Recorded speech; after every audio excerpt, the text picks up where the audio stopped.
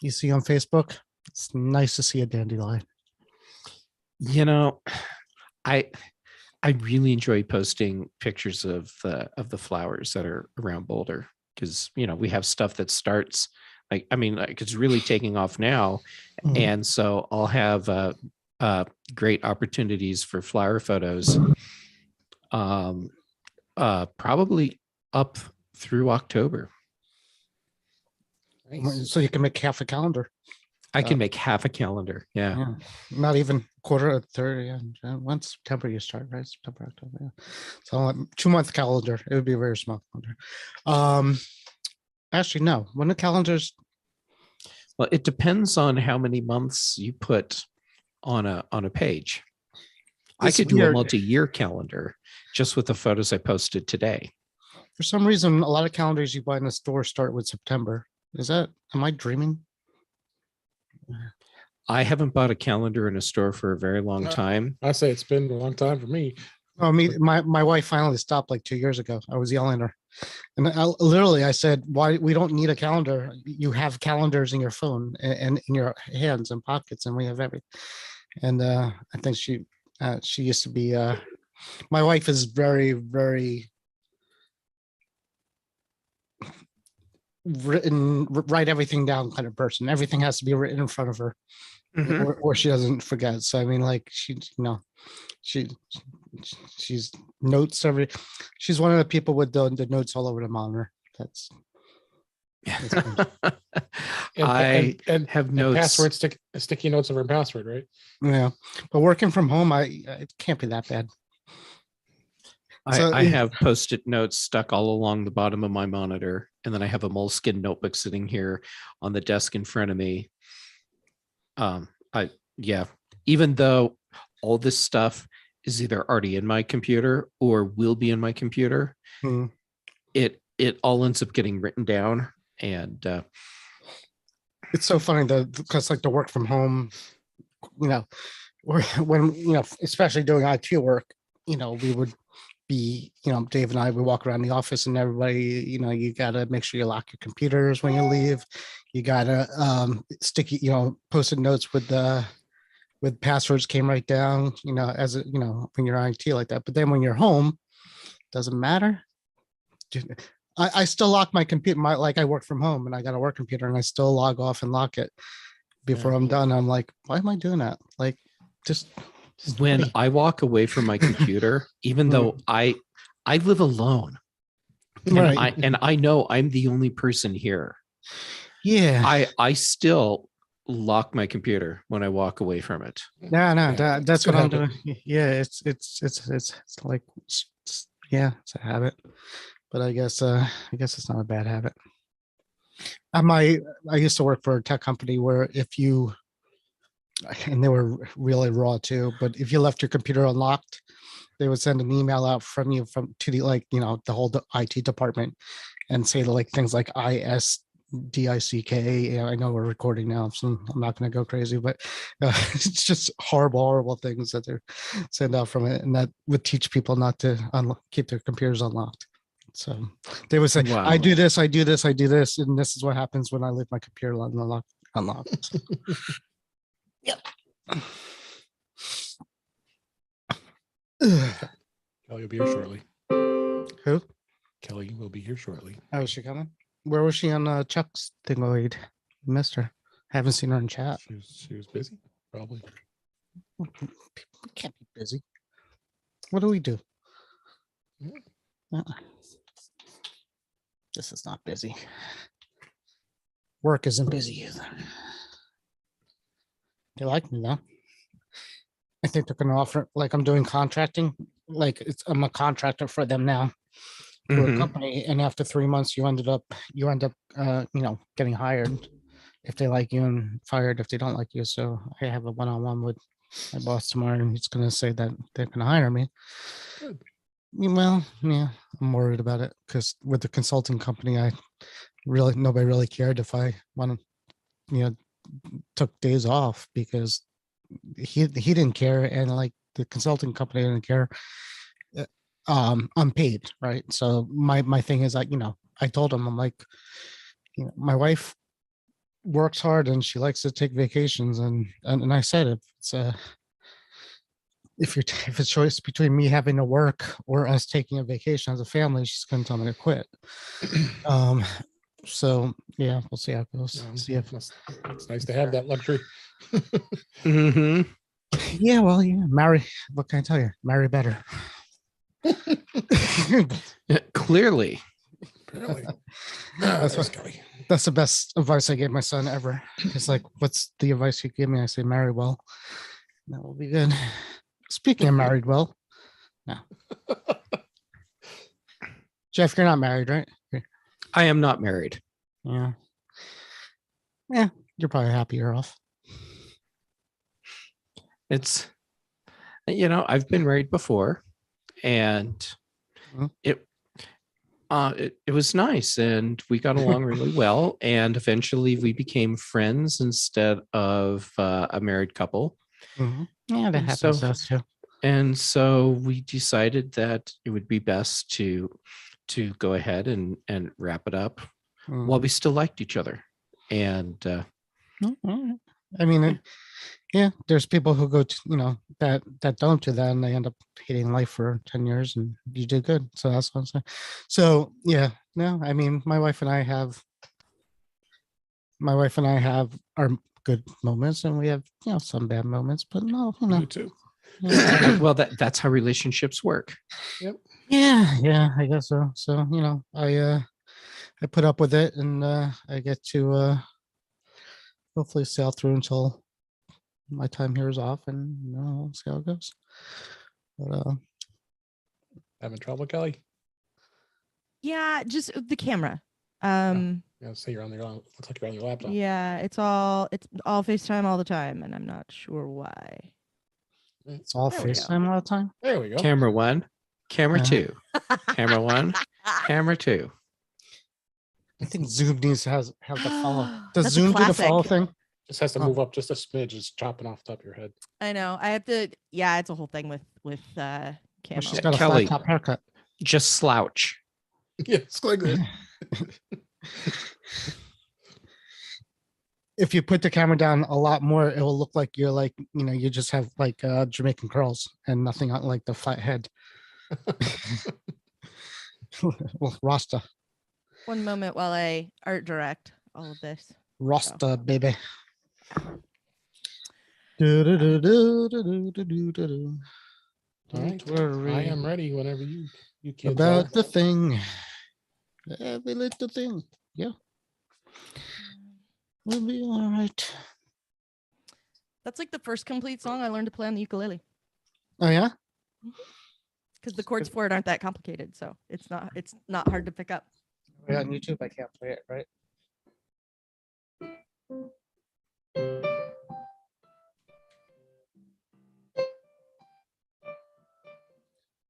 Don't worry. Is your mic a little soft, Kelly? It should be Oh. the same, but Yeah, I don't there it is. know. Like, There, yeah. there we go. That sounds good. Once I get all nosy pepper on it, it's usually not so bad. All right, I'm ready. You guys ready? No, let's do it. All right, let me get audio hijack going. wait. And we're ready to go. Hold on. Now I'm ready. Woke up this morning. Episode 200. Woohoo! I clearly did not show up with the right beverage. You did not. I did Or not. eyeliner. I mean, So Kelly, I got my non-alcoholic beer. I've worn eyeliner many times, I know. and the great thing is, so every time I've needed to have my makeup done, it's and I could elaborate on why, but I'm kind of feeling like not, just because it's more fun that way. So had my own makeup kit and everything, and I could do it. But it was just so much more fun to sit in the green room and go, oh, I just can't. Oh, I can't figure this. And then all the girls would be like, oh, we'll help. Hold on, we'll help you. Yep. Yep. Mhm. Good times. All right, there we go. In 5, 4, 3, 2. Welcome to the 200th episode of In Touch with iOS, the show that talks about iPhone, iPad, Apple Watch, Apple TV, and related technologies. I'm your host, Dave Ginsburg. My co-host, Warren Sklar, is here. How you doing, Warren? Mouth is full. Hungry. I'm doing good. Last day of bachelorhood. For a bit. The wife is somewhere between me and you in the skies, like I was saying. Yeah, looking forward to the weekend, which is supposed to be warm here in. Yeah, it's warm here today. Yeah, you got close to 70. You send it over, and then it gets cold again. Then it gets warm again. Like all the flowers that Jeff sends me pictures of are dying here because people are trying to garden. Like it's annoying. They'll garden. They're like, and then it's snowing, and then they don't have a garden anymore, and then they have to build a garden again. So yeah, it's that kind of weather. That's the way it goes. Jeff Gammon's back. How you doing, Jeff? I'm doing all right. Clearly, I'm failing at introductions because I didn't have food in my mouth. I do have a bottle with something to drink in it. So let's just say I have a liter of Spirit Hound gin. It's actually water, but let's say it's Spirit Hound gin to help celebrate. And Warren, your weather, it got up to 80 Fahrenheit here today. Mhm. And I don't have my window air conditioners in yet, so I'm pretty sure it's still 90 Fahrenheit in my place right now. It isn't like Boulder. You're near Boulder, right? We're closer. I'm like right in the An middle hour. of Boulder, so yeah, I'm near it. I mean, I don't know. I don't picture hot when I picture that town. You should. It can get hot here. But All of the seasons, all in one day. we get that everywhere too. But but go ahead. We'll talk about voice on the weather podcast. Our wonderful guest. Glad to be back. Glad you're back here. Is Kelly Gomond. How you doing, Kelly? I'm doing very well. Thank you so much for having me on episode 200. Here's to 200 more. Give me a nice product shot there. Yep. Right. We're on 100, and now you're on 200. So I got the non-alcoholic beer. So yes, we are celebrating 200 episodes. It's been quite a ride, and we're having a lot of fun. And we'll continue to have fun here. And I started going back into the archives a little bit, just to kind of reminisce, see what was talked about. So we'll kind of touch upon that a little bit and see where things have evolved with Apple. I won't go too much about the history. We did that. If you want to hear that again, you can hear that in episode 100, because I did a lot of that stuff. So, but I do have a good special announcements coming up too, as well, in a few minutes here about a new way to donate to the show, and we'll also have a lot of news to talk about here. So why don't we just jump right into the news here this week? First story here. This was about the HomePod. The old HomePod, that one that got discontinued. It's appreciating in value following its discontinuation. The original HomePod, which Apple discontinued in March of 2021, now appears to be appreciating in value on the online marketplace sites. This was The Verge actually showed this. Is on Mac Rumors. I'm going through this. And when it debuted, it was $349, reduced to $299 a year later. Then, of course, lackluster sales. Apple discontinued it. But since then, the prices are going really high here, like $347, and some people are paying even more than that for these because they are hard to do. But Jeff, what do you think of this? I mean, you're the big HomePod guy. I'm not surprised that they're still popular, but as long as Apple continues to support them, I think we'll be okay. This is frustrating because that's why I led with you first. I mean, watching the prices go up on these. All right, here's the deal. I bought a single OG HomePod when they came out, and after it got discontinued, my first thought was, well, thank God I only bought one. Now, my second thought was, well, actually, it would be nice to have a stereo pair. So now that they're not going to be available anymore and the price starts dropping, I'll be able to pick one up for pretty cheap on Craigslist before too long. And I have been watching the prices continually go up, and I keep thinking, well, I guess I'm never going to have a stereo pair of the OG HomePods. Yeah. I do see the delicious irony in the price of these is going up now that they're not available, considering how many people complained about them when they when they came out and complained about the price. And now here we are where it's not available anymore, and people are saying, well, actually I really kind of wanted it, so I guess I'll pay $500 for one. Okay. Yeah. Ellie, what do you think? You have a full HomePod? I think you have minis. I do not have a HomePod Max. I only have a HomePod Mini. But part of the reason I didn't is because it was meant to be like your nice big actual speaker that happened to have a voice assistant in it. We've talked about that before. And I've solved that problem in most places. The Mini is different in two major ways. First of all, it's not quite as much speaker and therefore not quite as much money. So it serves a different purpose for a lot of people. Like I never anticipated a HomePod Mini being the primary audio output for the giant television, for example. And that was like one of the ways they were marketing was like, you don't need a sound bar. You can just get a couple of these. And I'm like, really? So at my house, like the original pitch for that didn't really fly. The Mini, we have like a collection of them around my house now. And the interesting thing to me about them is, first of all, like I said, they are very different products, but also, and I'll probably need one of you to correct me on this. It's Thread or Matter. It does have Thread support. Yes, the Mini has Thread support. The Mini has it. The OG does not. Correct. So I don't think you can use the OG, or at least at some point it's not going to work as well as your resident device for HomeKit shenanigans. But because I'm not entirely sure if you can even do that with a Mini. I know you can do it with an iPad or an Apple TV, but I don't remember. Oh yeah, both HomePods do home. Okay. Yeah. But it's going to be a lot. It will end up being a lot less useful once for the OG HomePod, if it doesn't have Thread and Matter support, because that's where a lot of things are moving to.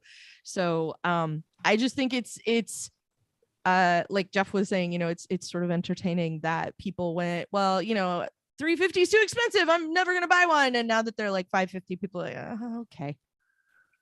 So I think it's more for collectors. I don't think anybody's buying them because they want it as a speaker. I think maybe it's appreciating because it's not being made anymore. Because people like to do stupid things like that on eBay, mostly. They're screwing me because I actually would like to have one for a stereo pair. Because people is a pretty compelling argument for a great many things. Well, yes.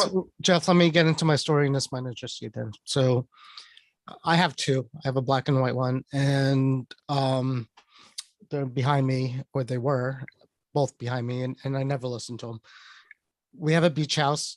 I have a bunch of home kit stuff there that only seems to work if I have a HomeKit device there. So I only have one Apple TV and one iPad, and I'm not leaving them at the beach. Although I thought about putting the Apple TV there because now the Apple TV app is kind of everywhere, but I didn't. So I'm like, all right, I got an idea. So I got a home, when you're in the house, it's great because HomeKit works when you're in the house on the same Wi-Fi. But you need a HomePod, like Kelly said. You either need a HomePod, a iPad, or a Apple TV to act as a hub, which lets you connect remotely from somewhere else to control your home and see your home. So I'm like, all right. So I took one over to the house last weekend, one of the HomePods, which kind of made me cry a little bit because I'm like, I never listened to them, but stereo. But I never listened to them. But there's two of them, but I never listened to them. There's a TV right there. If I put my Apple TV, but I'm never down here to do that. So I'm like, fine. So I split them up, brought one to the beach, set up I was replacing my August lock because of reasons over there, but whatever. Put the HomePod in, things look great. I come home and I can't see it. So I don't know, it's a pain in the ass. Now I got to figure out why that's not working. Anyways, the moral of the story is if this doesn't work and I end up just getting like a Mini over there or a Apple TV over there or whatever, I I don't listen to them. So we'll see what we could do. We could talk. Okay, we can talk. We can talk. But stereo, but I don't listen to them. But Jeff wants one. But He'll Jeff pay you wants one. for them. What would I do with that money? But stereo. You're gonna buy another Go Apple buy another Watch so you can HomePod put a mini. beta on it. Yeah. Yeah. Right. You can do Speaking of beta, when I just disappeared 3 minutes ago, Mhm. my M1 decided just to turn off and on me. What did First- I just say? There you go. So That's- like, that's the first time beta. Well, you know what? Could be beta, maybe not. Maybe it would All happen right. to you too. Well, we'll hold that to our beta discussion here. Sure. Next story here. Apple releases a new firmware for the Magsafe battery pack. Apple appears to have released updated firmware for that Magsafe battery pack that is compatible with the iPhone 12 and iPhone 13, and that those both, of course, support the Magsafe accessories. It looks like it was going over the air as of this week. So version is 2.7.b.0. You'll be able to see if it's done. But they usually quietly update these battery packs. I don't personally have one of these, but I guess that you find that they are relatively popular. But it had been updated previous in December of 2021. So They're not selling well. I think 5 people have the things. yeah, I mean, I say Yeah, wait till they discontinue them, Warren. They're going to go up in value. they're gonna go up in value. So I'll make buy sure 'em. you I'll buy buy them 2 now for a charging pair. a charging pair, a black Yeah, one and a charging white pair. one too. Yeah, just like these. Like, actually, I could buy a black one and a white one and just stick them on my HomePod and see what happens. Yeah, no, I mean, in the Mac to the Future group, we talked about it, and nobody sees the value of that. The one that was attached to the Yeah. case in previous versions, Mhm. I almost saw the value more than this because Really? well, yeah, there's effort in keeping that battery pack somewhere. So Yeah. you're gonna go somewhere and not gonna have it. You're gonna walk out and not have it. The one that's stuck on the case, you have to live with it. So I mean, that's why MagSafe. I found MagSafe is fun. Switching out MagSafe things on my phone too much is not fun. So it's Right. Sure. you know what I mean. So I mean, I Yeah. actually have it's upstairs, but I have a knockoff one, MagSafe one. It's a charger, and I stick it in my bag. I'm sure it works just because it was half the price on Amazon or whatever it was, but it was fine. But again, you said it too, Dave. The 13 batteries. Oh, I was just going to say that it's absolutely phenomenal. Yeah, I mean, I'd be lucky I got down to 60% on my 13 Pro Max at night. My wife got the I'm nice. 13. Yeah, my wife got the 13. I told you she went from 11 to 13. She's like, She's got to be so happy with it. she's like, she said it a few times. The thing I noticed about this phone, that the biggest thing I noticed is the battery, and Yeah. I never have to charge it. Well, so maybe it's just this is going to end up being a just me sort of situation, but at least on this panel anyway. I You're generally the only woman. Well, I'm the only lots of things, sweetie. I'm the only one here.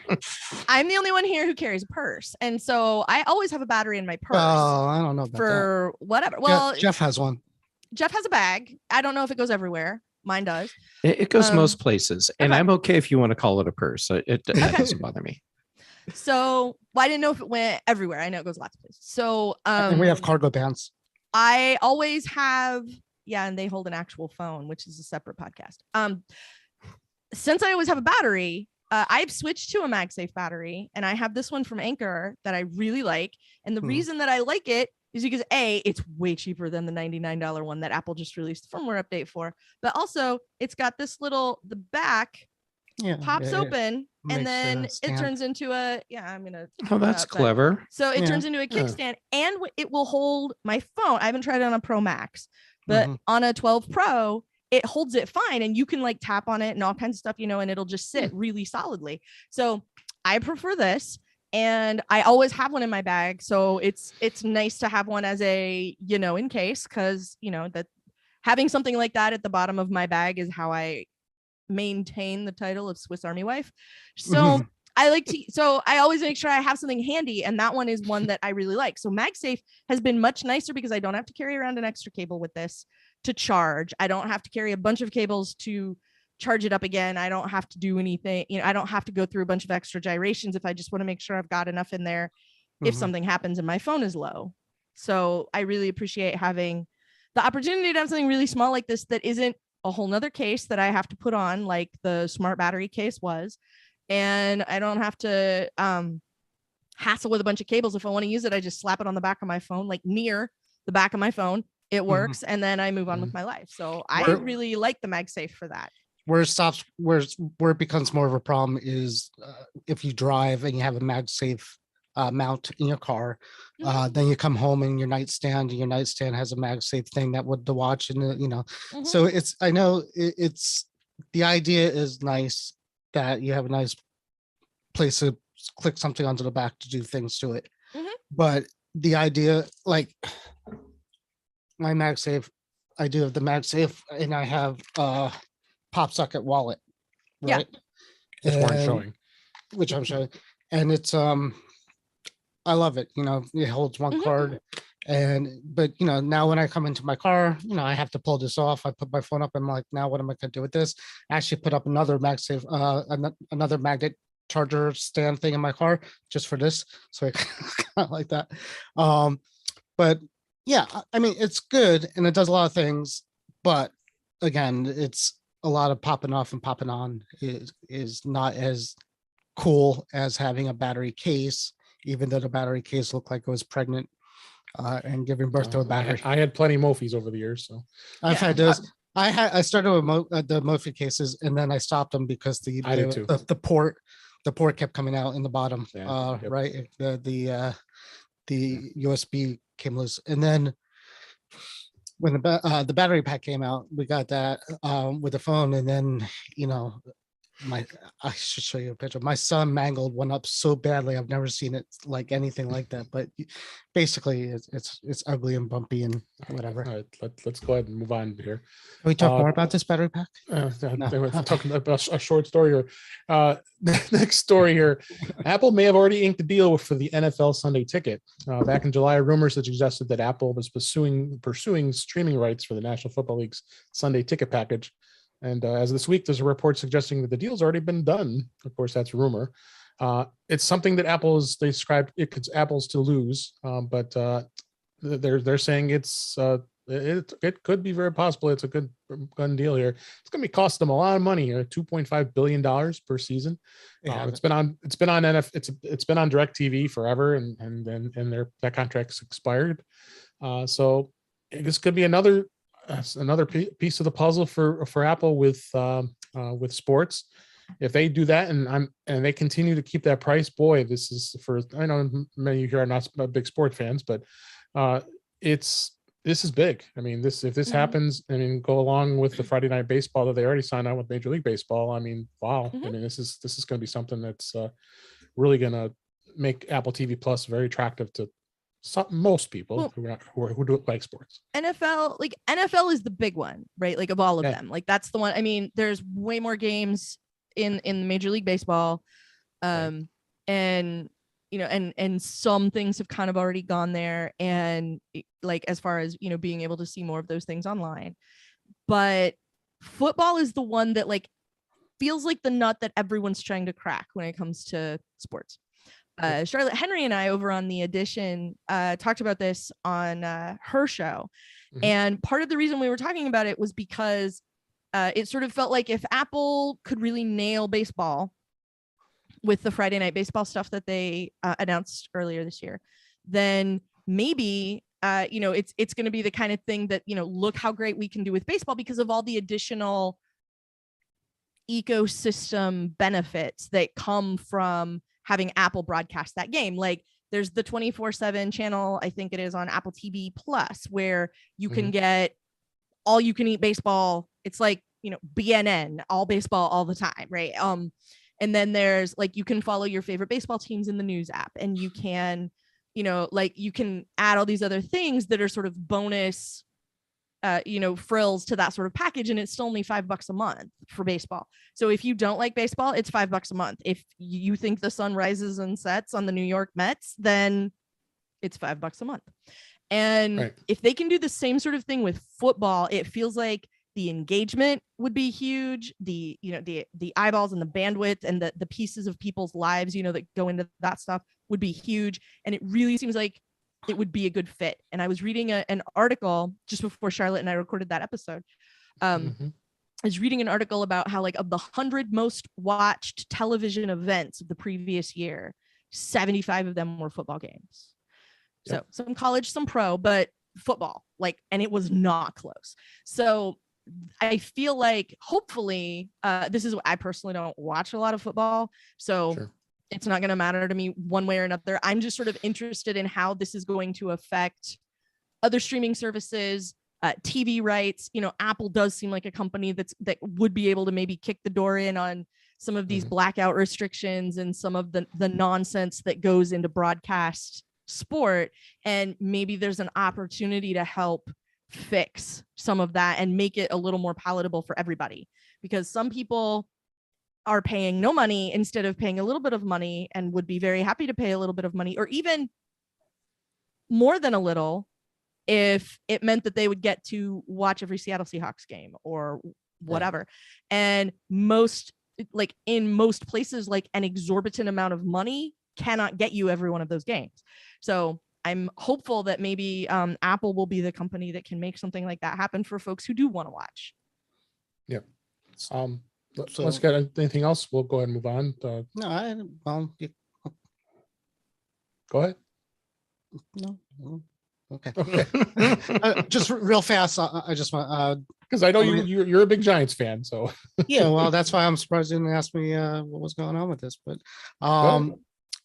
anyways, I'm a Giants fan. That's in Pennsylvania. And now we have problems getting the away games, and that's been for a while since we moved out of state. So my experience so far has been DirecTV. When we first got here, my neighbor had the dish and the NFL package, and he gave me his log on 1 year. That was cool to log on to the DirecTV version. So then that stopped happening, and then last year, my son went to college, and actually before that, real fast, I used to live in England. I lived in London for a couple of years, and DirecTV or the NFL ticket lets you buy a Game Pass, and the Game Pass over there lets you see all the games. And you can only do that out of country. If you come to the United States, it says you can't do it anymore. If you go to different countries, it says you can. So that was cool too. Then when I came back here, we survived for a year or two, and then my son was going to college, and I saw a commercial that said you can now get DirecTV without the dish for you could get the Sunday ticket without the dish if your kid goes to college, only for a college student. And I got that. But he was away in Ireland the first semester, and he called me up and said, "Doesn't work." I'm like, crap. So what I did is I paid for the NFL Sunday ticket that you could get overseas while I was out there, but didn't cancel the DirecTV, and so I used it. I used his account, and now we could go use it going forward. The whole point of the story is it's an S show, trying to get what Kelly was saying, trying to get football in, in a way, whether, there's going to be trying to do it legitimately. That's somebody who says, like, I would pay an exorbitant sum to watch every game and cannot. Right. And then people end up going to shitty websites trying to do it. It's a mess. We've all been there trying to do it and trying to get the game to watch offline or not here. But, the problem's going to be if Apple's not going to be able, if I'm in New Jersey, a Giants fan, and I get Giants for free on the TV over the antenna, and all of a sudden I have to pay Apple some money to get the Giants that I could get on the antenna, there's going to be rioting at Giant Stadium and at Cupertino. That's not going to happen. So you can't do that. But if they could come up with a package similar to DirecTV or even better, I would love Apple to do something like you were saying. If you want to watch every Giants game, you don't have to pay the 300 or whatever, 400. We'll chop them up. You could see, maybe you could have an NFC pass or whatever it is. But hell, I would pay per game if I could, like in the, almost like like Like a la carte. a la carte, but there used to be a way. I'm trying to think the channel on cable where you could used to watch the sporting events and things like that. Pay-per-view? Pay-per-view. That's it. So Yeah. like, but like something like that. But anyways, I think I'm excited too. Anyways, I would love this to happen, and Apple seems they have the money, Jeff. They could spend it. They won't go broke. Yeah. All right, Yeah. let's go ahead and move on off the story here. Next story here, Apple Maps. They added cycling directions, which is now available in Chicago, Detroit, and more U.S. cities. Apple has added cycling directions for several parts of the Midwest, include Chicago, Detroit, Indianapolis, Cleveland, Columbus, Cincinnati, and Charleston. According to Apple Maps enthusiast, the updated coverage report reportedly includes all of Ohio and West Virginia, as well as parts of Illinois, Indiana, Michigan, and Virginia. Since the beginning of April, Apple's been quietly adding cycling directions for all parts of the Northeast, which suggests that they're going to be expanding in even further, which this is great. That Apple does maintain also a list of areas where cycling directions are available on its website, but they've never really included it in Apple Maps. I'm starting to see a lot of expansion with Apple Maps and adding more and more of this kind of stuff. Jeff, what do you think? So I'm really excited about the NFL. Wait a second. No. That's why I didn't even bother you with that. He just loves the costumes. Yes. Yeah, their costumes are so much fun. So I actually am excited about the cycling directions thing. I live in an area where bicycling is a big thing, and adding this into the maps is just, to me, like a no-brainer. If you live in an area where you don't have to drive a car all the time, then give me as much data as you can about all my alternatives.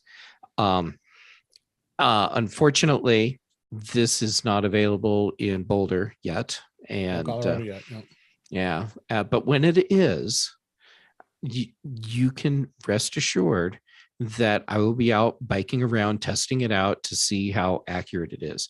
And what I'm hoping is that it will have a level of interactivity. For example, in Boulder, a lot of our bike trails are also part of the flood mitigation system.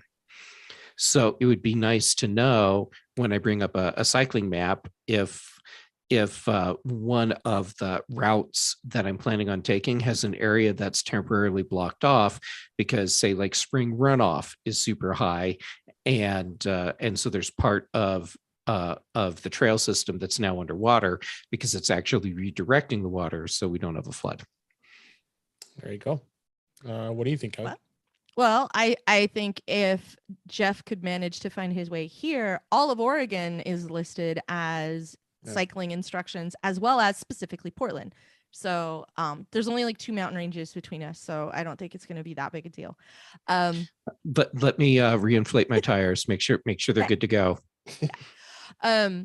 So I'm optimistic about it, because one of the things that I really like about any level of directions in Apple Maps is how it works on the Apple Watch. And so it's even easier if you are walking and you don't need to pull out your phone, or if you're what I like to do if I need them, instead of just look at maps, figure out which road is the one with the wreck on it, and then close maps and go drive the other way.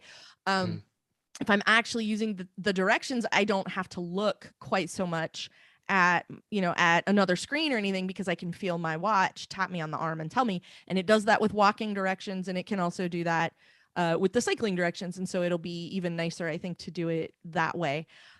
So I'm looking forward to it, especially for, and this is not me, but especially for people who have a cellular Apple Watch, because then you don't have to have your phone with you at all. And then you just, here's where I'm going, and you head out and get all of that. So I'm glad to see the maps is continuing to evolve, and I'm glad to see that they're continuing to roll things out. And the footnote I would have to this is that the link to the list that Apple maintains is like a massive web page of all the services that Apple offers and where they are at. So if you're looking for where can I use Apple Pay Transit, or you want to know where the look around stuff on Apple Maps is, or handwriting recognition, like you can look on that page somewhere and it will show you. And it's just a very handy thing to have in your Absolutely. bookmarks somewhere if you need it. All right. Did you have anything to add, Warren, before we move on? Much like Apple Fitness Plus, I'm very excited for the people who exercise. All right. Which is not me. Moving on. The AirPods that were looted by Russians giving away their locations via Find My. A Ukrainian man has been tracking the movements of retreating Russian forces using a pair of AirPods stolen from his home near Kyiv. They told the Times of London that Apple Bluetooth headphones were swiped by Russian forces from his home. Soon thereafter, they were stolen. They were able to. They realized they could be tracking the movements with the Find My app. I find this to be rather interesting. And they even post images on the Find My app and on Instagram to show where they were when they were doing this. I had some trouble laughing about this. What do you think, Kelly? This is definitely interesting. I'm really entertained by it because I sort of love the judo flip of weaponizing somebody committing a crime against me. Yeah. So he definitely came out ahead when you from a certain point of view. It definitely seems like he's much better off. He's much better off because like he can just see them wherever. And so I very much I also liked the person who commented and said like, could you hook a dude up with a new pair of AirPods? Yeah, I need a pair. Now mine are gone. Well, like somebody else commented on it was like, hey, Apple, you should send him a pair since he's out a pair, and so I just really I did appreciate that piece of it, the fact that somebody would do something like that and that it was sucky, and like all of that like goes without saying, but I do very much appreciate that they actually he sort of found a way to make it work for him. So I just sort of enjoy that. Absolutely. Jeff, any thoughts on that? Yes. Karma is a bitch. It is. It is. Anything from you, Warren, about this? Nah, it's funny and sad, but it is sad. Obviously, what's going on in Ukraine right now. So yeah, I mean, it's again, if technology can stop this war, I'm all for that too. So whatever. Yeah. And the last story I had here, this was about the Brave and DuckDuckGo browsers. They did some updates, and they are working on pushing privacy when it comes to Google AMP. As we know what Google AMP is, AMP technology is the way it gives you, which I cannot stand, that it gives extensions to Google to for you surfing to find a particular website that you're surfing for. Dave, I'm going to interrupt you and correct you, because please. What AMP really is Google's system to scrape all of your content and make it theirs, so that they're getting the traffic and not you. Boo, Google. Yeah. Okay. Now please continue. Yeah, no, it's always hard to explain that to people what AMP really is. But the article says here, two major web developers on Wednesday announced updates designed to affect the functionality of Google's AMP, which stands for Accelerated Mobile Page Technology. The Brave browser and DuckDuckGo browser and extensions will give users the option to finally be able to disable AMP. And then, like you said, Jeff, why should you even care about AMP? But you may not realize this, but when you're on an iPhone or an iPad and you do a Google search, tap on the search result and open the web page. The web page may be an AMP version, not the original websites. If you do it from Windows, is it Winamp? Warren, do you want to have to go and wait in the car? Yeah, it does kick the llama's ass. I just have to tell you that. Yeah. So bottom line here is this is great. Privacy is starting to expand. Looks like even DuckDuckGo is actually doing a lot more expansion. I mean, they just put the web browser for Mac and beta. I just got that. So they're really pushing some privacy. But I think if anything this could help, is AMP could go away. I wish it would. What do you think, Kelly? Yes, that which is why I was hissing earlier when you said we had to talk about AMP. I don't like it, and I don't like what it does to a web page. Like if I'm looking at a web page, I want it to look like I'm on the edition, I'm on IntouchWithIOS.com, I'm on, whatever the pages that I'm looking at, and not like what Google has decided that page should look like. Because I've been on the internet a really long time, and whatever awful design decision somebody wanted to make, like, respect it. It's not up to Google what that person's design decisions were, so it should be fine. I'm glad to see it, and I'm glad to see more of this. Privacy is a really good idea, and maybe we should get on that. And maybe not everybody needs to know everything about everybody by default. If you want to hand that information over, it should be your decision to make, not Google's decision, not Chrome's decision, not Facebook's decision. It should be yours.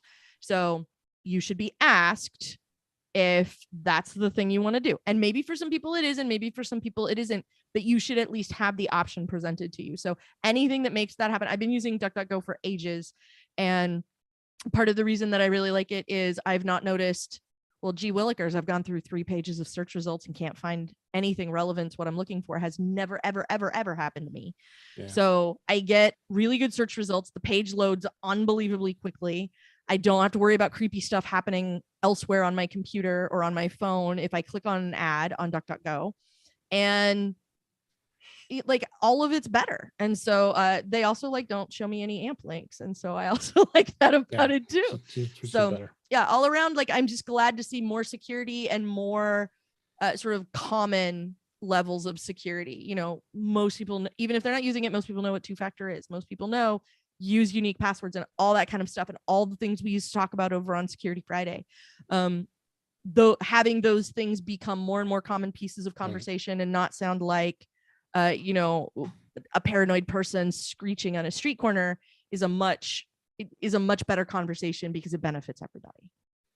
And like I said, the good thing about both Brave and DuckDuckGo is it's going to give you the option to be able to de-amp. That's what they're calling it. That it'll allow you to not have that ever come up. Now, we did talk about this app. This article mentioned this as well as Amplosion. I think, Jeff, you might recommend this app, and I think I purchased it. It was $2.99, and it's a good example. If you want to continue to use Safari on your iPhone or iPad, that app will allow to redirect AMP pages right back to the original site. Mm-hmm. So there are ways around it. I am glad that Brave and DuckDuckGo are doing this. I am not comfortable with Google being the arbiter of all internet content, but that's what Google wants to be.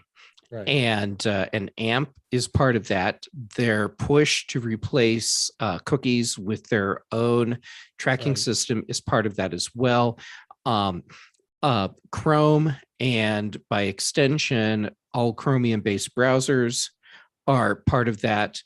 And it's just important that we have systems that try and keep Google in check.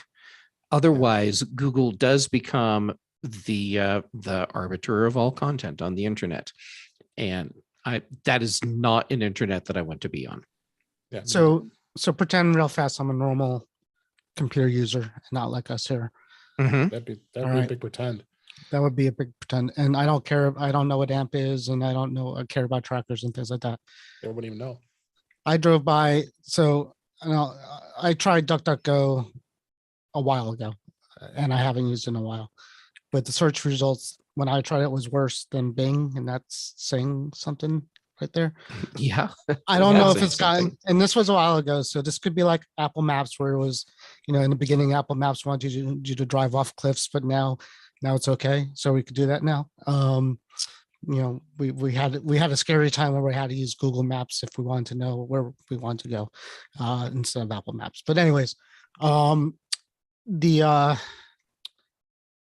there's a sign in Philadelphia now, a big sign that says, they're promoting it. DuckDuckGo is being promoted everywhere. These signs and things, so they're trying to get the word out.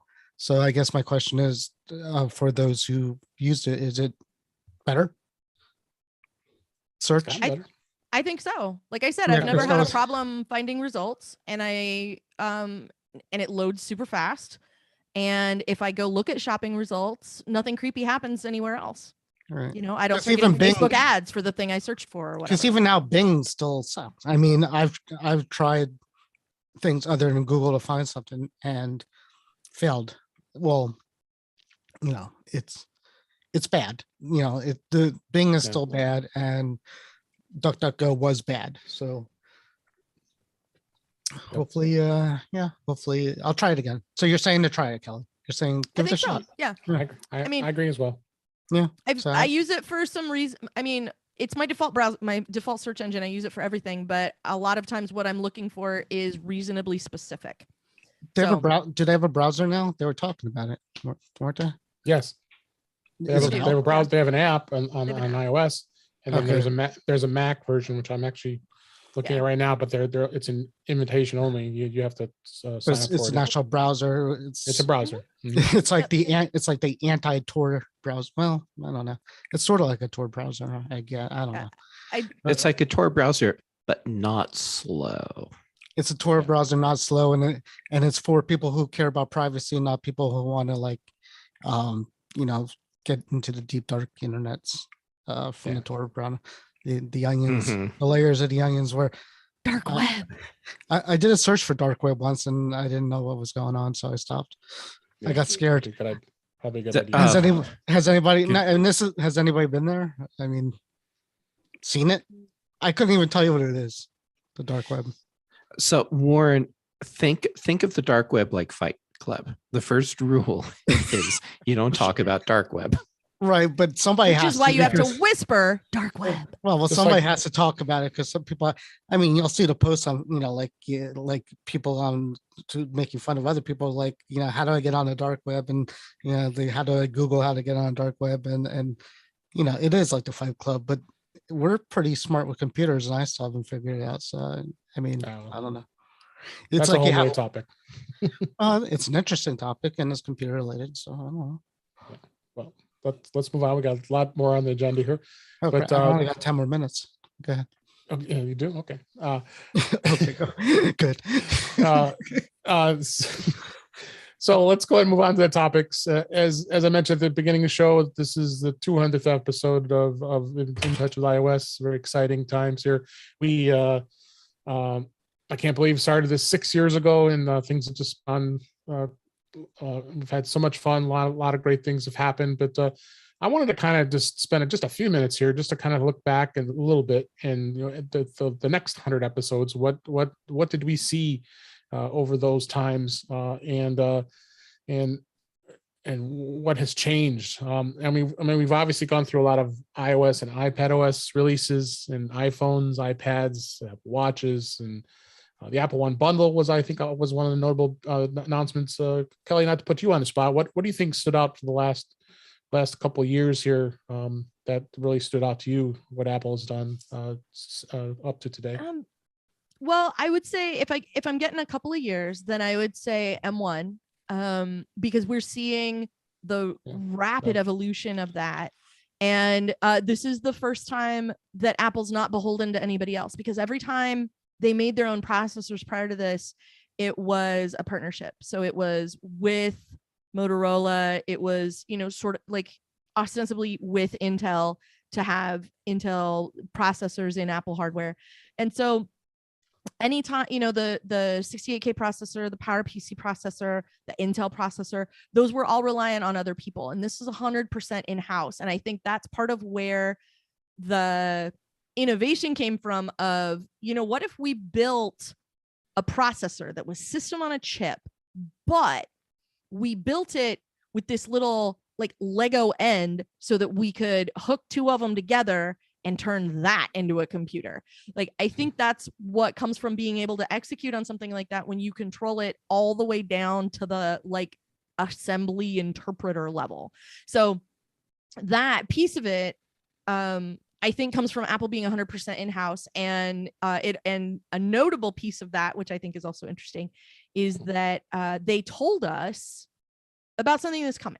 So when we got the Max Studio, that's its name now. Ask your parents. When we got the I Max, can hear the drum kit now. Yeah, I thought you could. Studio. Just say the word. when we got that machine and they were talking about, system on a chip and, we made it this Lego thing, then they said, that means that there's only one machine left that has not made the M1 transition. It's the Mac Pro, and that's a different presentation. Back to you. And left. And so there was this casual little grenade of like, the Apple Silicon Mac Pro is a coming. I think it'll be June, and I'm very excited about that. But I think watching how this rolled out, watching how we've gotten iterations, and like even just the iterations in M1, like I cannot imagine what something is going to have to be able to do in order to be considered M2 classification, right? Because we've seen what the M1 can do and what happens if you take two of them and stick them together.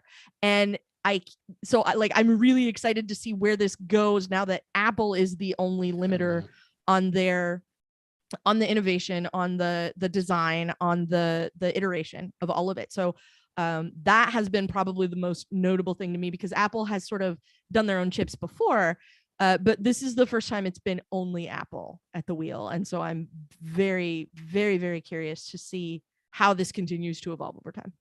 Yeah. Jeff, you have any thoughts?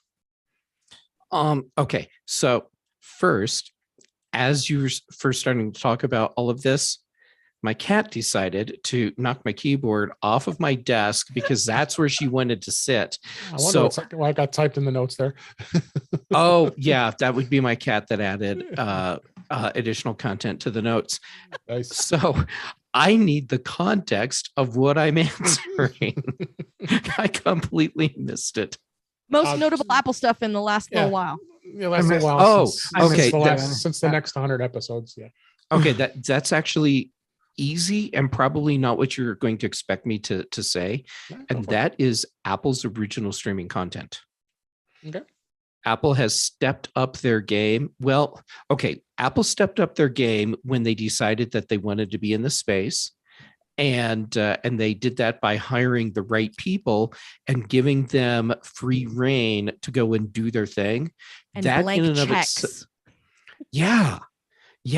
I mean, it's like, here's a checkbook and we've signed them all. Just go do stuff and let us know how it goes. Go apply these around town and get back to us. That's not Apple's way, but that's what they did. That's what they did. And the result was they gave us this streaming platform that is cranking out some really good quality stuff. And they've made sure that they have the tools in place so that it's easy for all of us to see that content regardless of what device we're on. Yep. Mm-hmm. That's a huge thing, and it's a thing I think a lot of people are overlooking. Yeah, no, that's great. And then finally, Warren, what one noble thing that you could say, or you and I have talked about across all these shows? Well, first I have to thank Jeff for having you repeat what we were talking about before, because the only thing I've been thinking about was what I've been doing for the last 6 years, I guess, because I'm just trying to. You were only part, not all those 6 years, but well, yeah, like a small portions. Was 5, 4? I don't know, whatever. But it's time flies. I mean, obviously the M1 Max are the biggest of the last couple years, I think. And M1 and the iPad too. Yeah, maybe, but the M1 Mac came out first, right? And that was the thing. And once that was a shocker, right? When it came out and it was awesome, right? So the press was great, it was fast and things like that. The fact that they got it to that point was good. The fact that they started shoving it into other devices does, fine, whatever. That's not as cool or impressive, but because that's what obviously if the reviews were terrible and people hated it, they wouldn't have done it. But they knew what they were doing, so they had a plan, and they said these, the transition was probably being planned for at least 10 years, right? You would think, if not more. An hour and a half after the Intel deal ink dried, they went, "We're not doing this anymore."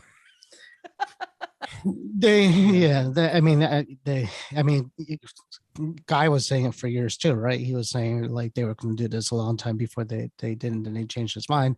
But it made sense. Of course, his guy's vision was kind of my vision too. Was it was going to be more of since they had the iPhone running on Apple Silicon, they were going to do more of a merging of the iOSs, like a merge of the Mac and the mobile device, rather than a whole separate class of desktop and laptop, which is what Guy was.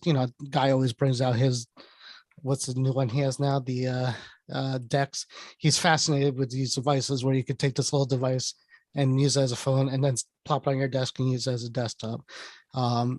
That's what I was pushing to at one point, and it still might happen. Apple might come back, continue to merge two together, where you could have something the size of a phone that transforms into whatever you want. Think Apple glasses, right? That's the concept. The concept is you can have the Apple glasses and your phone, and I won't need a Mac anymore. I won't need a big screen, because the screen, if you think about what's better, why do people gravitate towards a bigger screen or a desktop? It's a screen. It's always a screen. So if we had an iPad the size of this monitor, if they perfect that, it would be great. And if you had it in front of you, in front of your eyes on the glasses, even better. All right.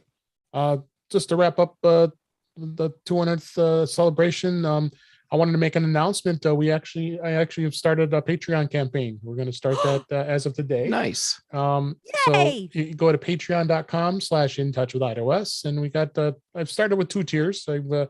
I have the purple tier and the red tier, and we're gonna, anybody who is interested, we'd love to have you support and become a Patreon. And if you do the purple tier, it's $5. If you do the red tier, it's $10. $10, you will get a premium email. I'm working on throughout some of this stuff, but you get a premium email address that will be sent to you, and you'll get to ask questions directly to me and all the other panel members that come on the show. So if you could support the show, it'd be great. We're still doing Buy Me a Coffee as well, but patreon.com/intouchwithios, and check it out. We'd appreciate it. Let's go ahead and move on here and talk about beta, because Warren is always in beta, and beta 15.5 beta 2 has come out this week. Anything new on that horizon, Warren? Like here, you said Warren's always in beta, like not my devices, but me. Well, you are too. Like me personally are in beta. No. Warren's always Your devices. Well, no, as I said, my Mac just decided to reboot, so that could be a new feature of the Mac beta. I didn't see it in the release notes, but you never know. I could read it again. And my phone, when was this? Yesterday they came, I think. Yeah. Was it yesterday? It was Tuesday, I think. I think it's Tuesday. Yeah. Yeah. When who's the shortcut queen? Brittany? Is she the shortcut? Yeah. Or Rosemary Orchard. Yeah, I don't know, but Brittany is who I'm thinking about. Brittany too. It killed my shortcuts. So for some reason, the shortcuts, when I had it turned to say don't prompt me when you run it, because you could automate it, those came back and I can't turn it off. So now every time I try to use a shortcut, my phone says, "Are you sure?" And I'm like, crap, this is probably the worst beta of my life. But other than that, all's the same. No problem. Okay. You guys have any other thoughts on beta before we move on here? I'm glad Warren is the guinea pig for most of that. Yeah, it's running fine on my iPad Pro. Yeah. I appreciate that Warren throws himself on that hand grenade for the rest of us. I was gonna do it. Take one for the team. Yeah. I sent a bug report saying my Mac rebooted, and Tim got right back to me and said, "Yeah, thanks for reporting this." So you have iOS 15.5 beta 2, iPad OS 15.5 beta 2. Watch OS 8.6, no change, no idea if anything's happened. Same thing with tvOS. So I mentioned those as well. And yeah, let's go ahead and move on. I found this is an interesting story here about, we talked about this on Mac Voices Live too, but I thought it would still be good for this audience as well. That could Apple possibly release a combined HomePod with Apple TV and FaceTime camera? We take that. We're going to kind of chat a little bit about that possibilities. And Mark Gurman, who's very authentic when having a lot of rumor information from Bloomberg, says that he still seems to think that Apple is still working on a combined device, as I mentioned. Jeff, what do you think about this? We talked about this, but I like to hear your opinion again here. We've got Alexa. Whoops, sorry. We got the Amazon Echo, and we have the HomePod, and we have the Google device. You didn't hear, you're lucky. Why not Apple get into this arena too, having a small little screen? Since we talked about it on Mac Voices Live, I've been thinking about it more. Yeah. For Apple to make this device, they need to bring something to market with it that is different and better. And if it's just a FaceTime appliance, then that's not enough to differentiate this product. Yep. What I think would be a better product would be like an Apple TV accessory that gives you FaceTime on your television. So you can sit on the couch and have big screen family discussions if that's your thing. And then, well, I suppose you could also connect it to a Mac, like set it on top of the display for whatever Mac you have. Sure. To me, that just seems like a better way to go. Add a camera to the Apple TV. Yeah. Well, yeah, it would be Yeah, like do a camera accessory for Apple TV. Yeah, you could do that. There was another article I put in here that another idea possibly could this be a tiny studio display, just like the Apple Studio display? I think that's a little far-fetched, honestly. But I I disagree agree. with Gurman, and in what will come as a surprise to approximately no one. I think he's half right. I think Apple's working on something, and I think they're working on sorry to get technical, a majigger what you can hook up to the TV. But I don't think it's going to have anything to do with cameras. I think if they can manage to take that little bit of Apple TV and a little bit of those itty bitty speakers that sound really good, not OG HomePod / HomePod Max good, not you went and bought an actual AV system that uses a receiver and whatnot good, but much better than most people can get for that same amount of money. And maybe it's a sound bar. Maybe it's like a longer unit that can sit on top of a DVD player that is your Apple TV and your speakers, something like that. That's like more of a cabinety unit that includes the sound. I don't think the camera is the magic here. I think it's Apple leveraging the set-top box and that you hook to a TV and the speakers that people like to hook to the TV and putting all of that in one thing and then having that one device be the thing that you hook to the TV. Because you can AirPlay and SharePlay and all of that. And like you need a secondary device to do, SharePlay, to do, the FaceTime and stuff so that you can have the chat while you're both watching the screen over here. So I don't think it would make sense to do it the other way. So I don't think the camera necessarily enters into that. I think it's going to definitely be more of a, we're going to combine the HomePod and the Apple TV, not FaceTime and the Apple TV. I have an idea. Go for it. I have no doubt. Have you ever wanted to take an iPad and mount it on like the wall next to the kitchen as a home control, kind of screen kind of thing? Maybe this is it. Maybe this is it. Maybe this is going to be that device. The iPad kiosk. I mean, that's basically what it would be. I've thought about doing it so many times where you just have the home app open, right? All the time. So it's basically you got your home app and you could push it. I mean, it's made for it, right? Yeah. That's what it would be.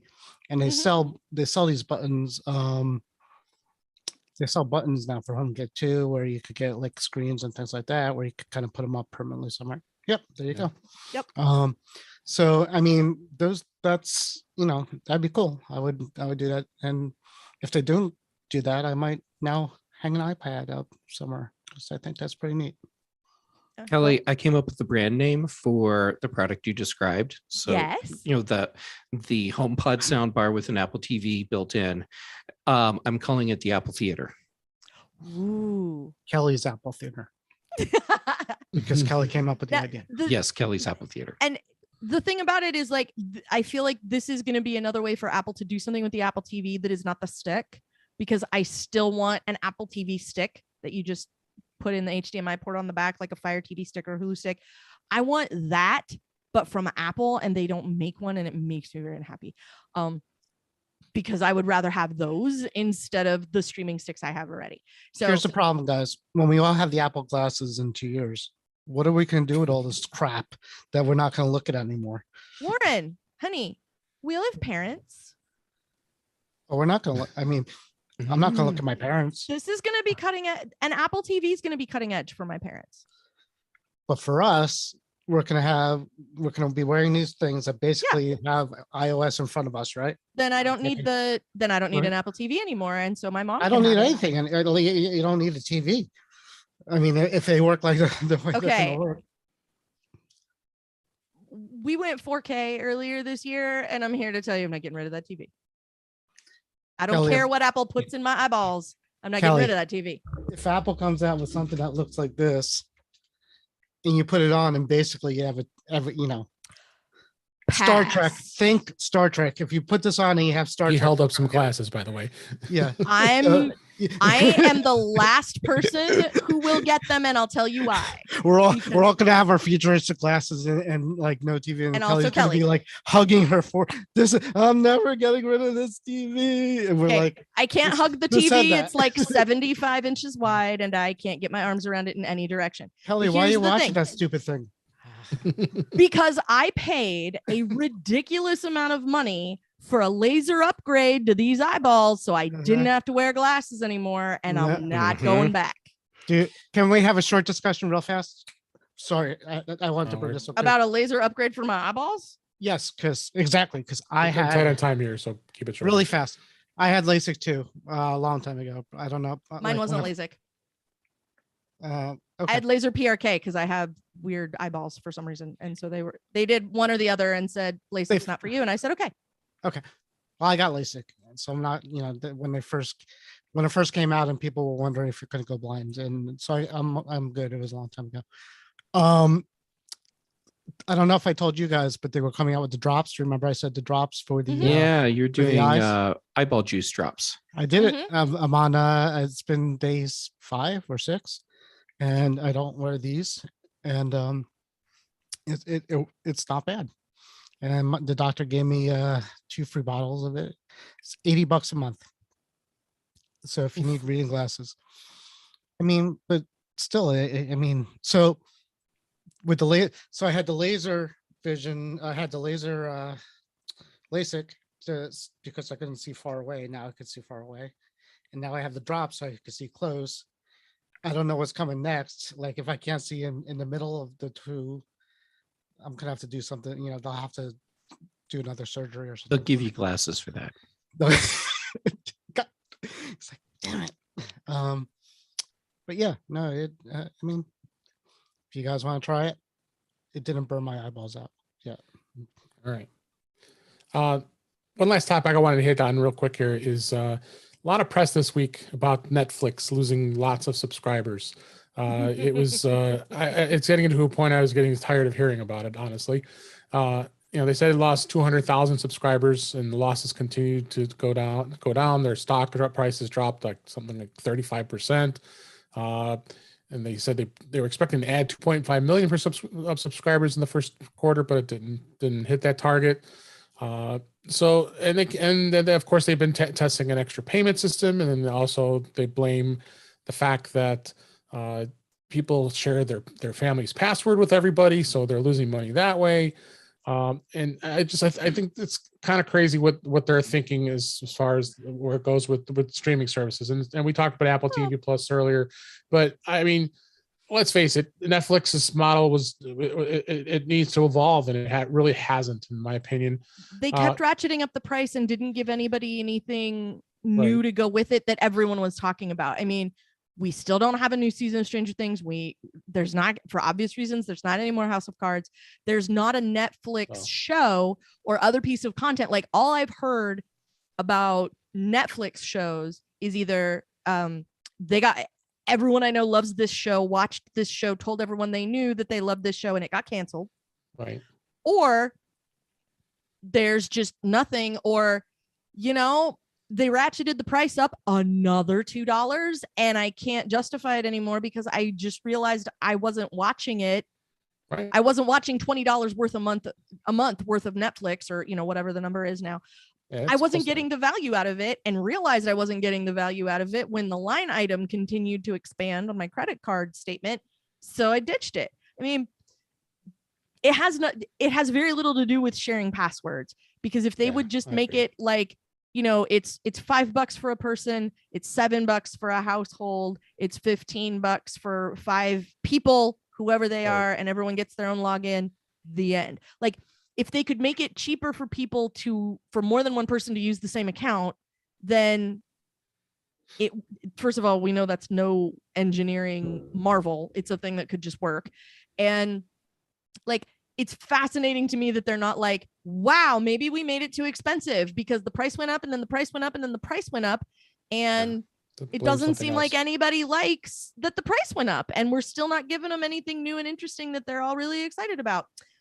It must be that everybody's sharing passwords is just the dumbest explanation to me.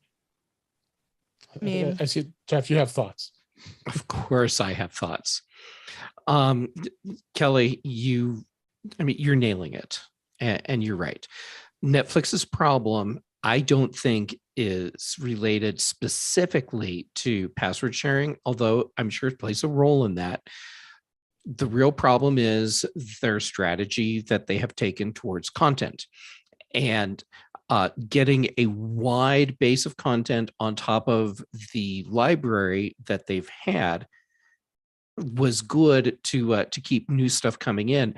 The problem was they were setting the threshold for renewing shows too high.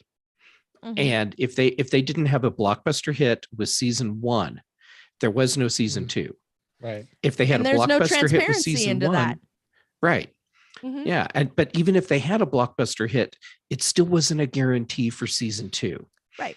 One Day at a Time, for example, is a show that every single person that I know watched it and loved it and told Netflix, I know you can see my account. Look how many minutes I've watched it. Look how much I love it. Go look at my Twitter timeline and look at all the times I went on and on about it. And it got axed. Mm-hmm. You know, and they never come out and say season 3 had 25% of the viewers of season 1. So obviously people weren't excited about it anymore. That's why we got rid of it. They never any sort of transparency into anything like that. And we know they've got the stats. They know exactly how many minutes every single account watched every single thing on Netflix. And they're not, and they don't use any of that. They just come out and go, it must be passwords. All those people that weren't paying us any money still aren't. And somehow we lost money for that. Well, like, there's also I know I'm not great at math, but I'm not that bad at math either. There's also competition. The streaming wars have begun. There's absolutely there's so many different services. Hulu is doing very well. People share their passwords for Hulu all the time. I mean, come on, it isn't just Netflix. You got Disney Plus, you got HBO Max, I can just go on and on. All these different other services that are out there, and I probably subscribe to a fair amount of them because I like the content because of it. And luckily with Netflix and T-Mobile subscribers get a nice little perk that it pays a good chunk of the bill anyway, so it's not costing me a ton of money. But still, Netflix needed to adapt to it, and here comes Apple TV Plus. I think this is really going to be their way of getting even further away. For $5 a month, they're able to handle that. And if they raise the price, I don't know. It'd be interesting to see if that ever happens with Apple. But you definitely see some huge things going on with streaming services, and I'm excited to see where things go. And then I put a little link in the show notes here about CNN Plus has died after a month because no one was Wait, watching. I forgot it even launched. I know Wait, it what? did it launch. Yes, exactly. And it lasted less time than Quibi did. So, so Quibi was what, 6 months. So you got a service like CNN. Who I thought that was the craziest thing in the world. Who is in their right mind is going to want to pay for extra content from CNN? I mean, it just wasn't a smart thing. News But people. yeah, now that Time Warner, the Warner Media is now sold and it's merged with Discovery. I think that things are even going to change even more. AT&T starts getting out of the market now, finally out of media, and I think that things will continue. Do you have any other thoughts, Warren, before we wrap up? Yeah. First, Kelly and Jeff, show me on this doll where Netflix hurt you. Just point to where they hurt you. Okay. There. Stranger and there. Things season So- 4. That was Mickey. Just say. Netflix didn't invent, there were producers. Anyways, like Dave said, we have T-Mobile. We've gotten for free. I've subscribed to Netflix ever since they sent me the CDs in the mail, and me too. like the beginning of that, they rarely in all the years that they've been around get bad press, and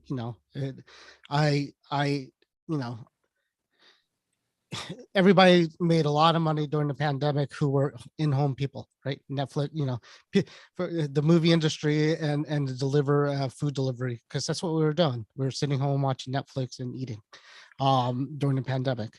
Pandemic's starting to end. People are getting out more. People are watching less Netflix. Netflix is seeing that number drop and they're panicking and they're saying, hey, you know what? We're probably going back to around where we were before the pandemic, and people get hungry and greedy, and they're like, we can do this. Let's keep doing that. And when it doesn't happen, you get these kind of news conferences, and of course they're going to just say, hey, they're not going to come out and say or we're doing bad because our content sucks. They're going to say we're doing bad because you guys are stealing from us, more or less, and that's what they're saying. Probably a combination of both. I have favorite shows. I couldn't tell you what service they're on, because like Dave, I'm subscribed to every single one, but I haven't. If somebody told me a show, I would have to like Google what service I have to tune to watch that show again. But Netflix, there's services for that. I know. Well, it's called TV Google. app. Yeah, Google. I open up Google. I say, Handmaid's Tales, and they're like, watch on Amazon, and I'm like, okay, Brenda, turn on Amazon. And the final thought is, I have no bad against Netflix. I think they pioneered the way to, without them, I think just like Apple with computers, without Netflix, we'd still be years behind in the streaming. There was a commercial way before Netflix on TV, and I forgot who or why it was, but a guy drives out to this like hotel in the middle of nowhere, and he's watching like the guy in the lobby is watching like this old TV, and he's like, what you watching? And he says, anything I want at any time I want. And it's like, how is that possible? And now we're here. And that, I don't know, I'll find a link to that because that was really a cool commercial too. But now we're here, and again, Netflix is the reason why we're there. So and all content providers should do well. I mean, it's great, it's good for us, right? If Netflix goes away tomorrow, Apple's not going to be $5 a month for too much longer, because competition is what happens. So the people who wish Google to go away or Facebook to go away, there's consequences, and just be aware of what they are. Competition is good for us as consumers, always. All right, let's go ahead and wrap things up here. But before I wrap things up, I wanted to say thank you to everybody listening. 200 episodes, awesome. Want to hopefully get 200 more.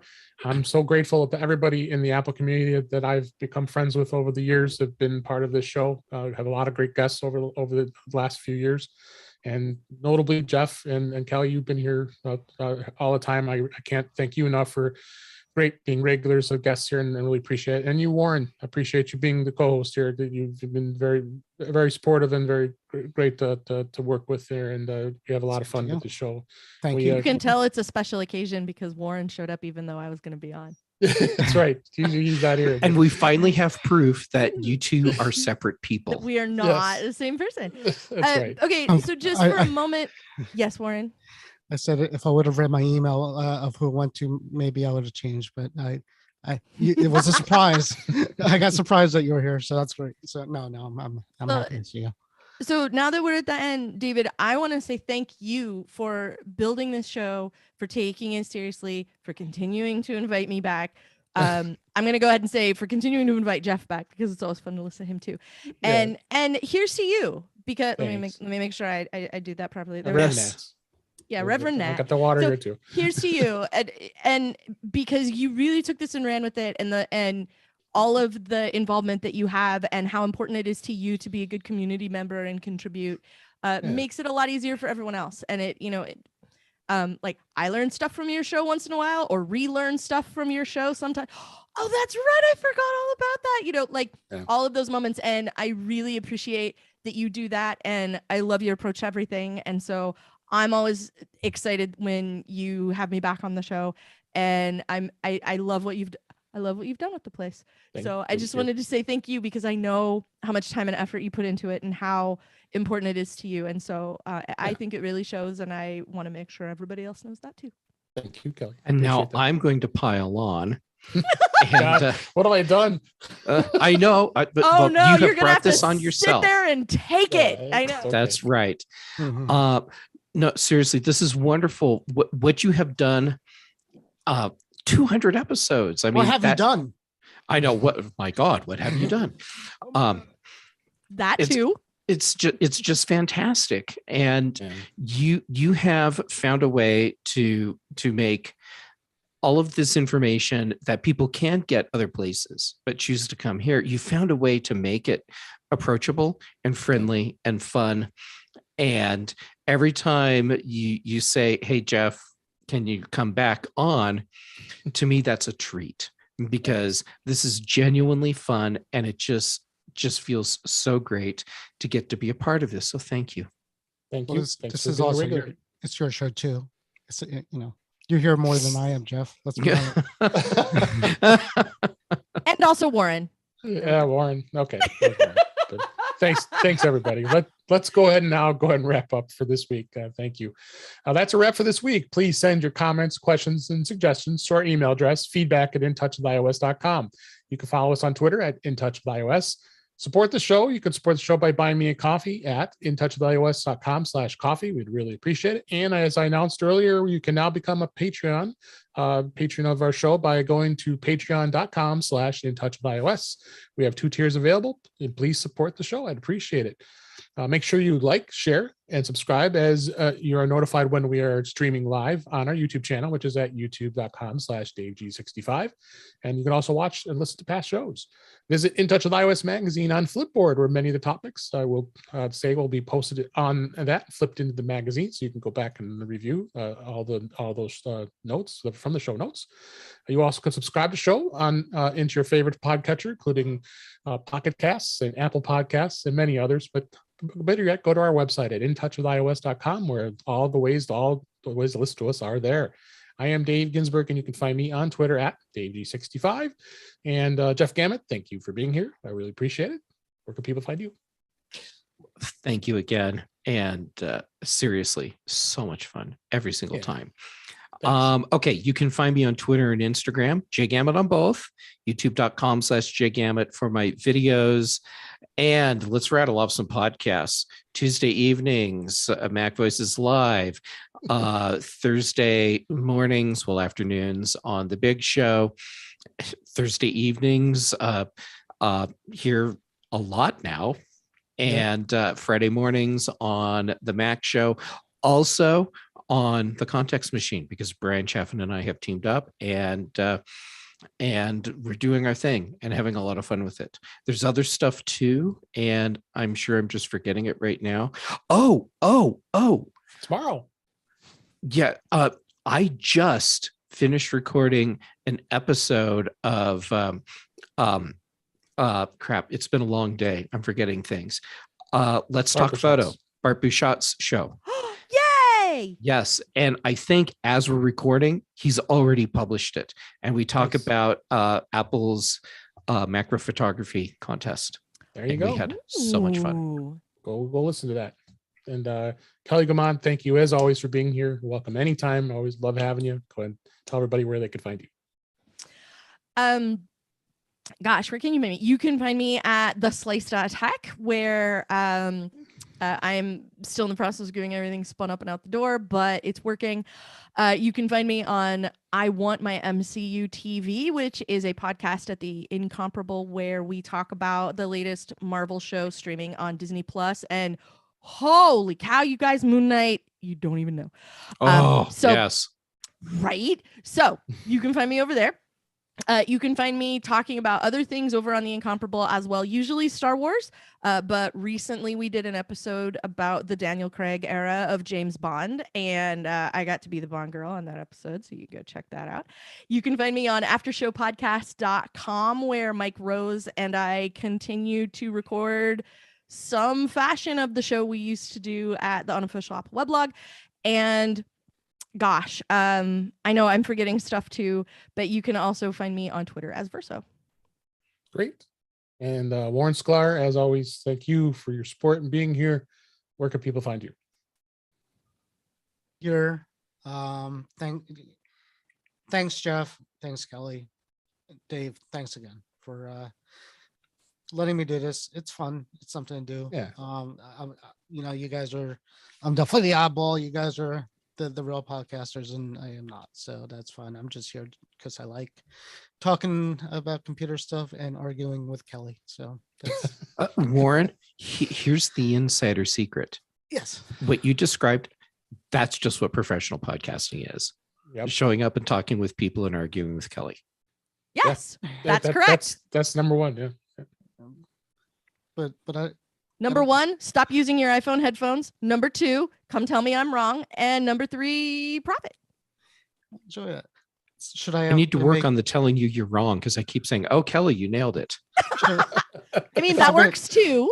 Dave, should I have been getting paid for these past few years? Oh, that's the other I'm a thing about being a professional. professional Oh, okay. podcaster. Yeah. It's the kindness of your heart. Yeah, pretty much. It's fun. I enjoy it. So there you go. All Thanks. right. Yep. And one last thing I'll mention in the chat room on youtube.com/DaveG65, Craig in the chat said, so true. Thanks to us here at the show. And really appreciate you listening, Craig. And we're going to give you a shout out as well here. So, but I wanted to thank everybody for listening. Hope you enjoyed the show. I enjoyed doing it, and everybody else did here as well. So until next time, we'll see you again soon.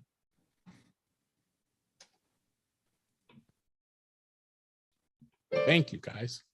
Hi, Craig. I didn't know you were watching, so hello. Is it Federici? No. Craig Allerbach.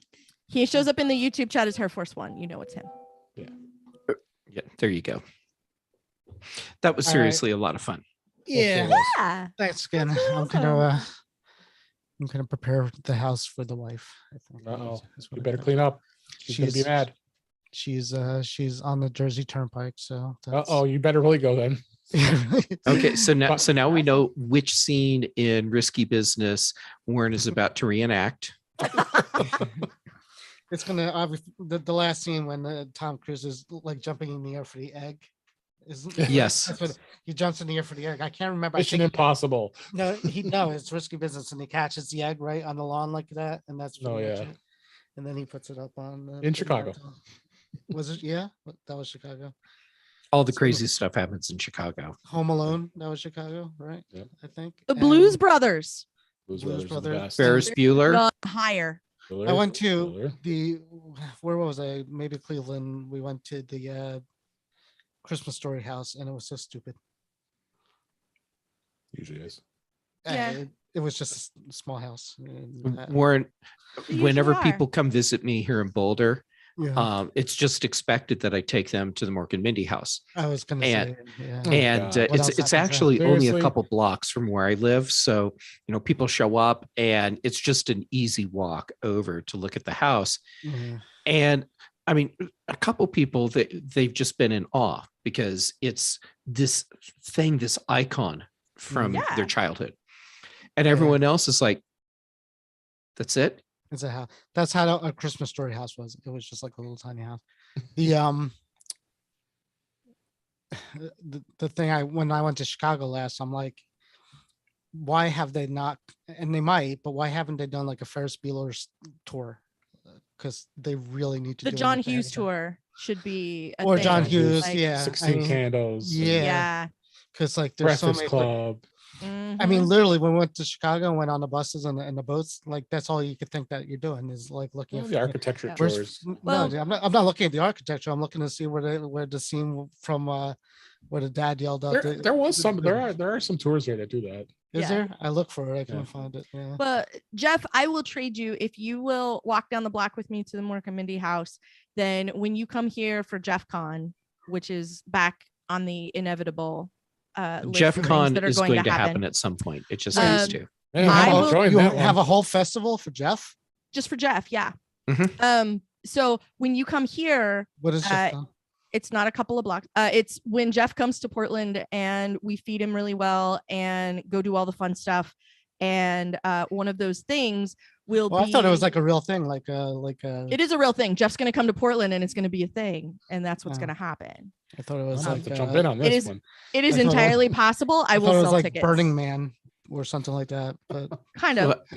Warren, there have been talks in the past about actually making it into an actual conference where the requirement yeah. for all of the Dancing around the fire. speakers and panels and the expo is that everything Everybody. has to be interesting to me in some way. The end. And do we all have to Yeah. dress like you with the glasses?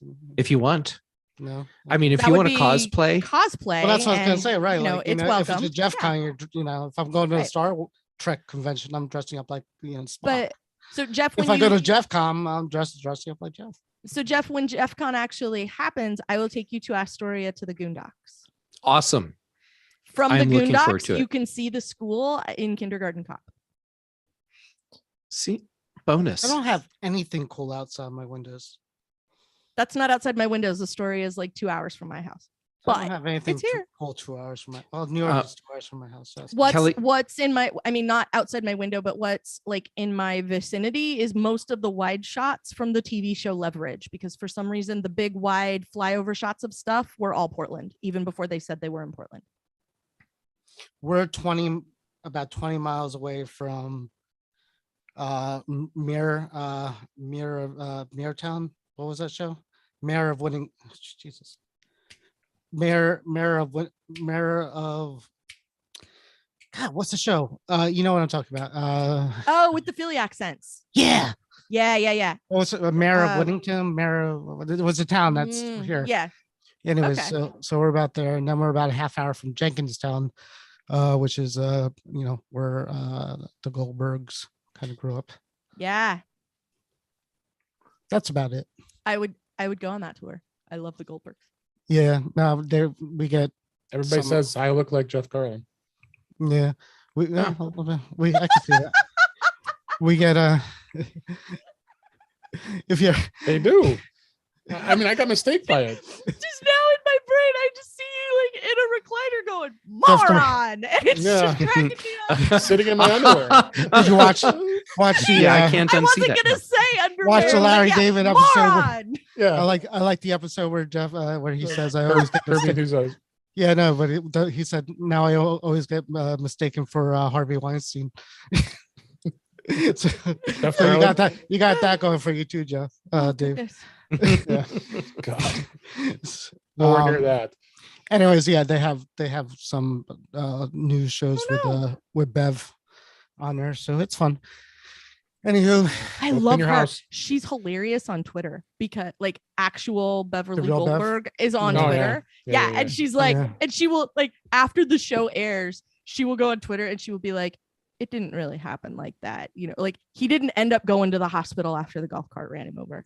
Like, Yeah. like the part that is the unbelievable part is never the part that they made up. That's the thing that kills me every time. And like some of her actual sweaters are things that Wendy McClendon Covey wears on the show. Like some of those are honest to God. Like there are pictures of Beverly in that sweater in some family gathering, and now it's showing up on the TV show, and it's just There are some like inside kind of jokes of the area too. Like the school names are kind of a mismatch of a bunch of school names here in Pennsylvania because everything is William Penn or Penn or blah blah blah. Right. Yeah. So they make that up too, and it's like Yeah. my town we have a William Penn high school or middle school. Every town has it. It's funny. It's Penn. Everything's Yeah. Penn, but yeah, it's cool. Huh. That's so weird. I wonder where they got that. Huh. Yeah, it must be the guy on top of the. Actually, they're taking him down. There's a story about that. There's something about William. I'll put that in the chat. Was he a slave owner or something? They were taking down the statue of William Penn on top of one of the buildings, and I don't. Maybe it could have been, but whatever. So I've been trying to wipe this hair off my display through the entire show. And every time I do it, I realize it's the light reflecting off the edge of Warren's microphone. Microphone. I still have not been able to get that hair off my screen. Where's it? Where do you see hair? I don't.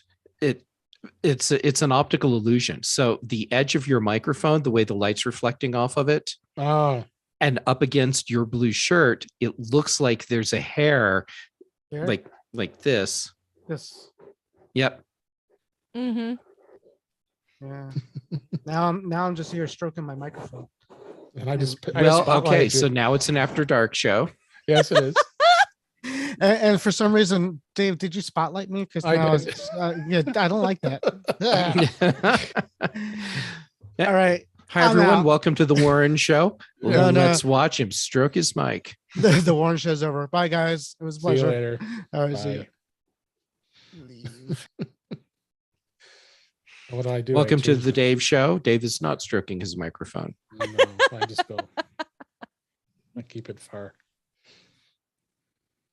But Okay. I'm not sure why it's the Kelly show, but all right. Is it just because I have pigtails? Because like I had an unscheduled hair washing, and so I decided I needed to braid it. oh my gosh, I mean, maybe. that was fun.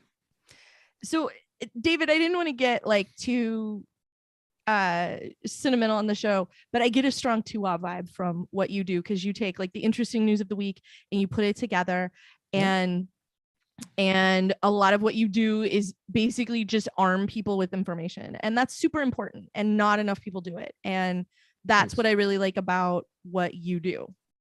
Thanks. So I really appreciate Yeah, it really has I evolved really into that. appreciate that Yeah. you do that. So Didn't start that way, but it just kind of evolves that way. Mhm. But I just started. Yeah, that's. I was gonna say I was going back listening back to some of the shows. Like, oh my god, did I sound horrible back then? I mean, maybe you did, but like that's the point, Yeah. is That's how you making learn. that, yeah.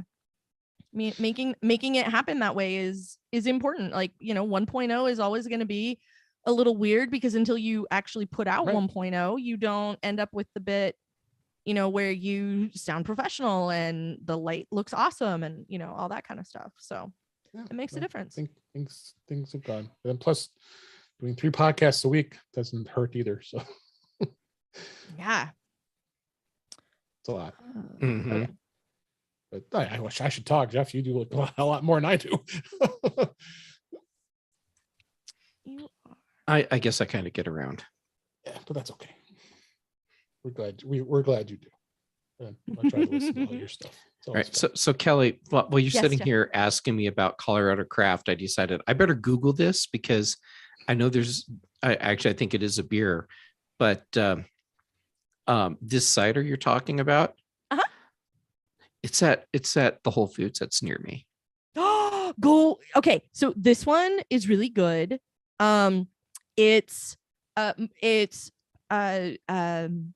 lime, like it's got, I mean, it's vaguely appley, but this one says it's got grapefruit, Persian lime, kumquat, and lemon, and it's finished with sea salt and ginger, and it is so good.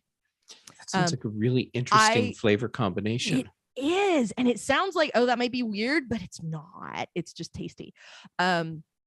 But they have a variety of flavors, and they're not one for super sweetness a lot of the time. So that's why I'm always drinking them, is 2 reasons. Number 1, it's super tasty, and number 2, they have free delivery because I'm within the Portland metro area, and so they will bring it to my house. Nice. For nothing. Like, they have a little line item in the shopping cart where you can go tip the drivers, and so I do that. But otherwise, it's really good. They just had a collaboration that I don't think is there anymore. That was called that was a tepache, which is like fermented pineapple and some other stuff. And it's, oh my God, it was so good. And it had like a teeny bit of ghost pepper in it. So at the end, it had a little zing, but it wasn't like obliterating your taste buds hot. It just had like a little bit of zippiness there at the end. It was really, really good. And I've never had a flavor of theirs that I didn't like. And so most of the time, like, I think you guys have probably watched me drink most of them because I have like one a week, and it's usually 1, maybe 2 in a week, not a day, but a week. And it's usually like, oh, I'm gonna go do Mac voices. I'm gonna act like it's happy hour, so I'm gonna have myself a beverage. So there you go. But also, Nat himself is really cool, a really cool guy. Like, talks on Twitter and stuff, and is doing like a contest right now with like, get good pictures of your pets with Reverend Nat Cider, and like, I'll pick ones that I like and you'll win free stuff. And yeah, he's super great. They have shipping to most places, so I don't see that it's available in stores in your area, David, but you can get your hands on Reverend Nats if you want to. I really like there's a couple of apple flavors that are also really nice. This is Oregon sourced? Yeah. Oregon and Washington, because a lot of apples come from Oregon and Washington. So that's most of what they have. And like the ciders are all very, very delicious. The Sacrilege Sour Cherry is really tasty. Yeah, there's a bunch of them in there. Holy they're crap. very I'm just looking at my subscribers on YouTube. I was up 500. Nice. Nice. It's at 497. Holy crap. Must be doing something. Yeah. Viva La Pineapple is one of my favorites from them, by the way. If you're looking for one that is tasty. And it's year round, so that one's not hard to come by. The Abbey Spice one in the winter is also really nice, but they're all very good. Speaking of live stream, let's go ahead and wrap her up.